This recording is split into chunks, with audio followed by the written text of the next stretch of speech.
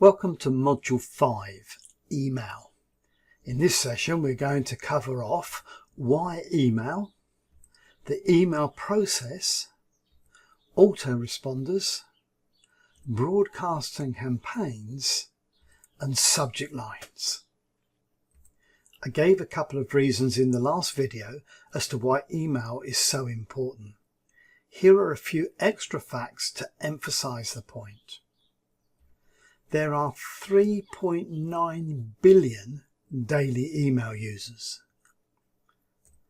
59% of marketers say email is their biggest source of return on investment, and a whopping 78% of marketers have seen an increase in email engagement over the last 12 months. Let's look at the email process. You need to create a page where you can capture the lead's email. These are sometimes referred to as squeeze pages, lead pages, or capture pages. On that page, you capture the lead's email address. As previously mentioned, a good way to encourage people to give you their email is to use a lead magnet. As you capture the email, it will be sent to your autoresponder. You set up your autoresponder so that the email address will go to a particular list. You then create enticing email copy and you email your prospect consistently. I've spoken about autoresponders. Autoresponders are applications that store and manage your contacts and email lists. They respond automatically to any given trigger. A trigger might be when someone enters details on your lead page. The autoresponder will then add that email address to a specific list. You can have multiple lists in your autoresponder, and that way you can track where your leads are coming from, manage what emails you send to them, and further target your marketing. A single trigger can have multiple actions. For example, on sign up, a person not only gets added to a list, they also receive a welcome email. Another trigger might be that a certain amount of time has lapsed since the last action. For example, after a set number of hours, the next email in the sequence is sent.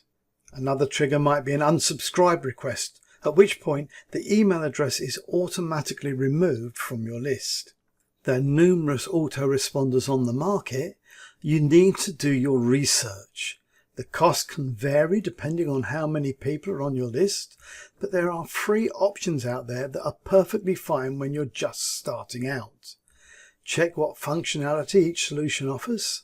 Some do so much more than others. And make sure you check out the reviews for each solution.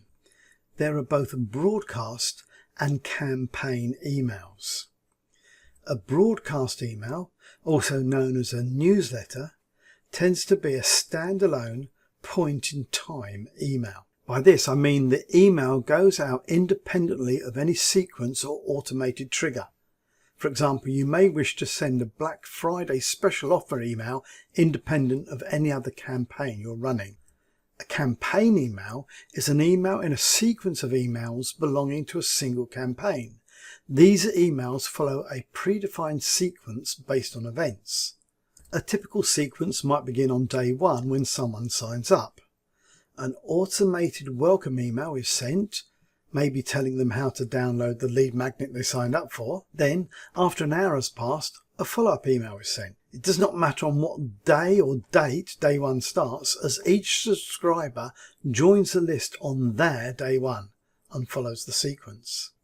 At 8 AM on the following day, or on day 2, you might send a story email telling them a story about your experience. And at 4 PM you send them a follow-up email, maybe asking if they've downloaded the lead magnet yet. Day 3 sees you offering them another free gift in the morning, and then later in the day sending an email only to those who have not opened the morning's email. Day 4 may be similar to day 3. On day 5 you may send an email setting the expectation that something good is coming later. Later, the promised email arrives, and in the evening you follow up with those that have not opened the earlier emails. Clearly, the most important thing with email marketing is to get people to open and read your emails, and the subject lines are the key to this. The only purpose of the subject line should be to entice the recipient to want to read the email. Asking questions in your subject line is a good tactic, so something like, can you use an extra $500 a month? And even suspense questions where you don't actually finish the question. You leave it hanging, something like this. Can it really be this easy? People will want to know what the this is. How and how-to statements make good subject lines. A good example might be how you can partner with me to make $1,000 a month in your spare time. Everyone wants to be let into the secret, so secrets revealed make good subject lines. Something like the secret to online success.